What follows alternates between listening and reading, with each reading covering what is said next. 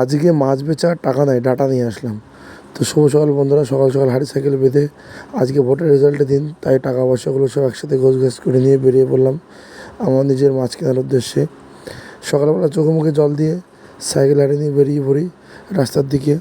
আজকে যেহেতু আমাদের এখানে ভোট গণনা, সেহেতু রাস্তাঘাট একটু ফাঁকাই থাকবে আর বেচাকেনাটা একটু কম হবে। তো যেতে যেতে দেখি পিছনে আমার এক জামাইও আসছে, তো তার সাথে গল্প করতে করতে এগিয়ে চলি বাজারের দিকে। তো ভাবলাম যেহেতু আজ ভোট গণনা, সেহেতু তাড়াতাড়ি মাছ নিয়ে মাছ বিক্রি করে দিয়ে সকাল সকাল বাড়ি যাব। আর তো সামনে যেতেই আমার বন্ধু সমরের সাথে দেখা। সে বললো মাছ আজকে একটু কমই আছে। ওর ভরসায় সাইকেল থেকে আড়তের ভিতরে ঢুকে তড়ি করে দেখলাম কী মাছ আছে। কিছু ক্যারেটের মাছ আর কিছু চিংড়ি মাছ দেখার পরপরই আমি আগে জ্যান্ত কিছু মাছ নেওয়ার পর এবং বাজারের সব থেকে সেরা বড় চিংড়িটা নিয়ে নিলাম। আজ টোটাল 4.5 টাকা মাছ কিনেছিলাম।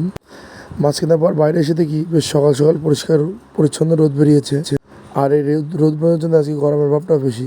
তো তাড়াতাড়ি করে আমি বেরিয়ে পড়ি খেয়া পার হয়ে মাছ বেচার জন্য।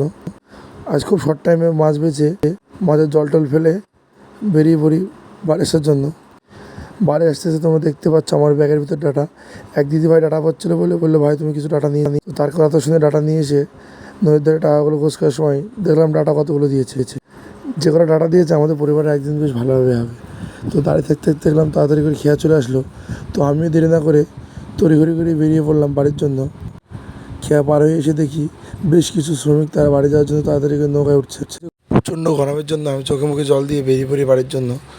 আর আমার এই ব্লগ ভিডিও আপনাদের কেমন লাগে অবশ্যই কমেন্ট করে জানাবেন।